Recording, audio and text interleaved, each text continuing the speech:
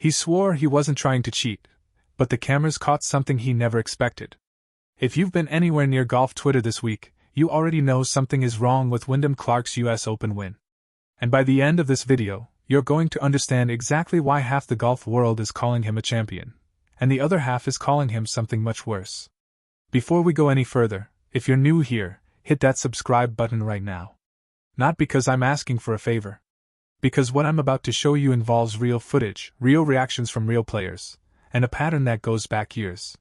If you care about fairness in sport, about athletes getting away with things on camera, you need to see where this story actually goes, and trust me, it does not end where you think it ends. So subscribe, turn on notifications, and let's get into it. Now here's the moment that started all of this. Just 24 hours after Wyndham Clark lifted his second US Open trophy, a clip started ripping through social media. PGA Tour caddie Brent Henley posted a video on X, captioning it simply, "I think Wyndham Clark cheats here." The footage showed Clark standing in thick rough, taking what looked like an ordinary practice swing, except it wasn't ordinary at all. Henley's caption read, "Did Wyndham Clark bend the rules here? He never touches the grass on this mysterious practice swing. I have never seen another player make this type of practice swing in my golfing days. You be the judge." Think about that for a second. This isn't some random fan with a grudge. This is a caddie on the PGA Tour, someone who has stood in that rough himself, who knows exactly what a normal practice swing looks like. And he's saying he's never seen anything like what Clark did. So what actually happened? Clark was testing a difficult lie in thick fescue rough during the championship. The angle raised a simple but explosive question. Was he just checking how the rough would affect his swing, like every golfer does? Or was he subtly testing and possibly flattening the grass behind his ball to set up an easier shot? And here's where it gets interesting, because this isn't the first time we've asked that question about Wyndham Clark. Not even close. Stick with me, because in the next few minutes I'm going to walk you through every single incident, in order, starting from the very first crack in his reputation all the way to what happened on the 17th hole this week, the moment that actually decided the tournament. Let's go back. 2 years in a row now, Clark has found himself at the center of a rules controversy at the Arnold Palmer Invitational. The first time, cameras caught him appearing to pat down the grass behind his ball, seemingly to improve his lie. It wasn't a small detail buried in the broadcast. It was clear enough that fans froze the footage and zoomed in, frame by frame. Clark wasn't penalized. But when asked directly about it, he gave an answer that a lot of people found revealing. He admitted, "I've been doing what I did for years and no one's ever called me out on it. So I don't know if I'm necessarily going to change it. I might be just more aware and make sure that the optics also don't look like I'm doing something wrong." Read that again. He's not saying, "I would never do that." He's saying he's been doing it for years and got away with it. He's saying the problem isn't the action, it's that people finally noticed. That's the line that golf fans have been replaying ever since, because it changes how you watch every single round he plays from that point forward. Then came the second Arnold Palmer Invitational incident, just 1 year later.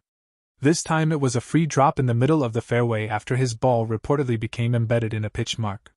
Social media exploded again, debating whether the ball had actually returned to its own pitch mark, or whether Clark had gotten away with relief he didn't deserve. The PGA Tour's Rules Committee stepped in and ruled in his favor, stating the ball had indeed returned to its own pitch mark, entitling him to a free drop. Clark, clearly tired of the speculation, said plainly, "I am glad that it was correct because I wasn't trying to cheat by any means.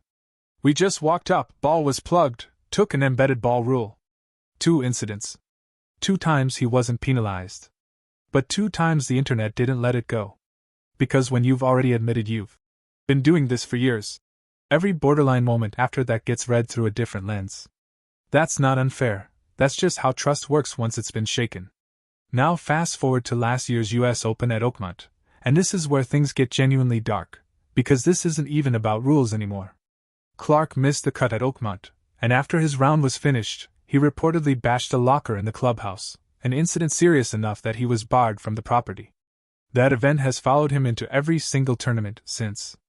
Hecklers were even removed by police during his final round at this year's US Open for chanting things directly at him about that exact incident. Imagine playing one of the biggest rounds of your career while a crowd is actively trying to get inside your head about something that happened 12 months ago. That's the environment Wyndham Clark walked into at Shinnecock Hills this year. And somehow, in the middle of all that noise, he was still in contention to win it all. Which brings us to the moment that actually decided this year's US Open, the 17th hole.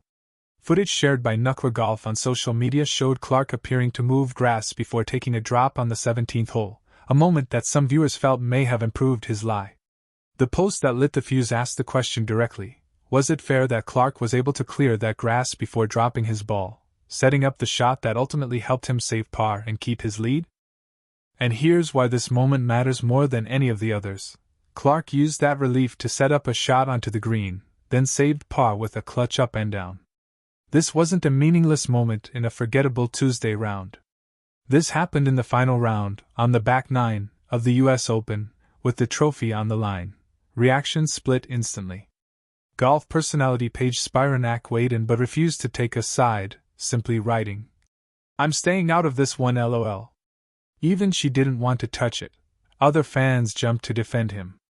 One wrote, "Yes, you can move loose impediments before taking a drop. He used the rules to his advantage in this situation. Nothing new here." Another fan, clearly frustrated by the constant suspicion around Clark, said, "Clark is killing everyone on the course. Why are people trying to invent new ways to hate him? Our society is depressing." But the skeptics weren't buying it either. One fan summed up the mood perfectly. "What's the ruling? If it's legal, then it's legit. If it's not, then bullshit." Pretty straightforward.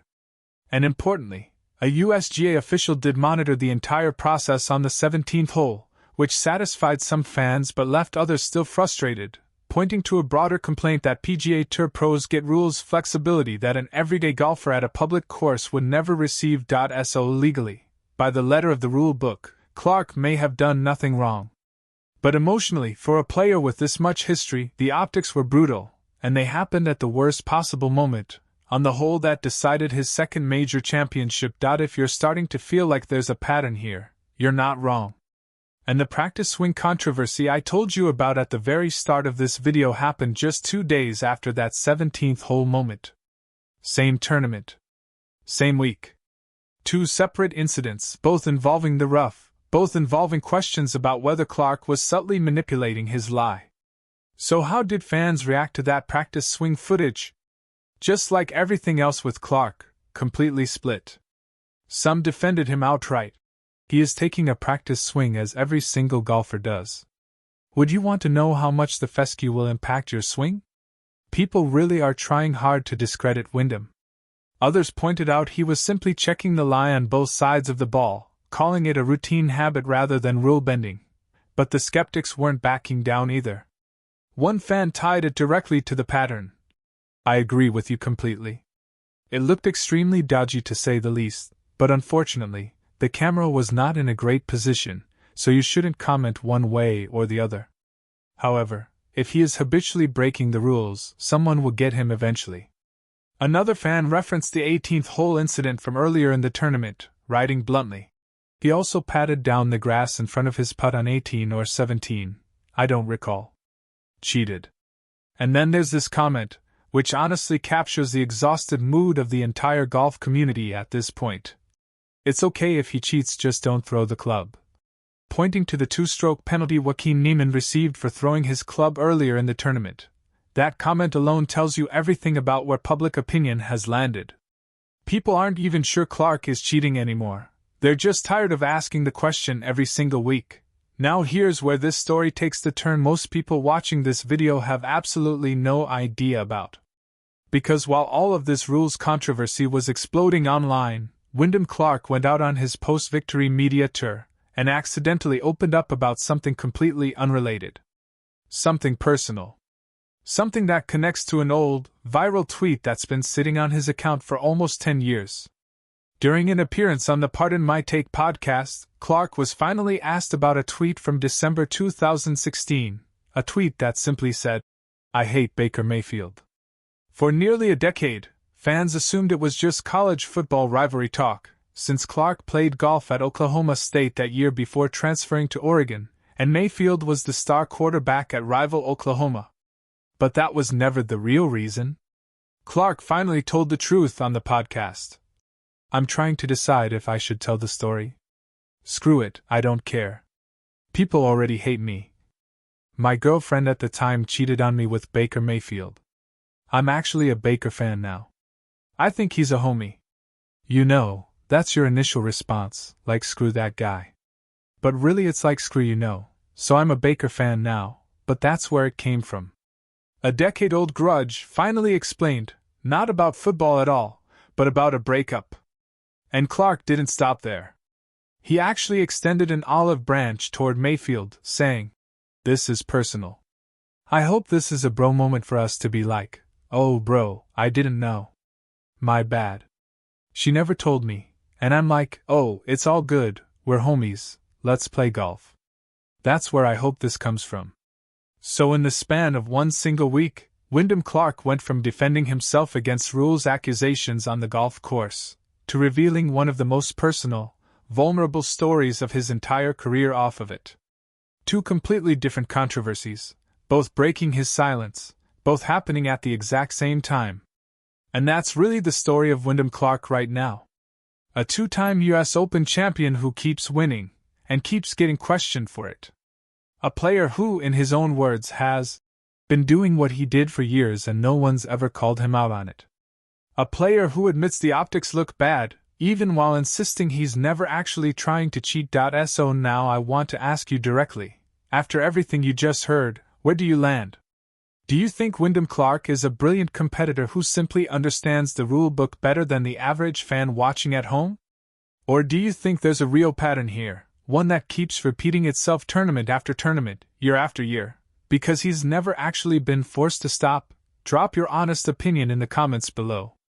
Tell me which incident convinced you, the practice swing, the 17th hole drop, the Bay Hill pat down, or the Oakmont locker. I read every single comment, and this is exactly the kind of debate I want this channel to be known for.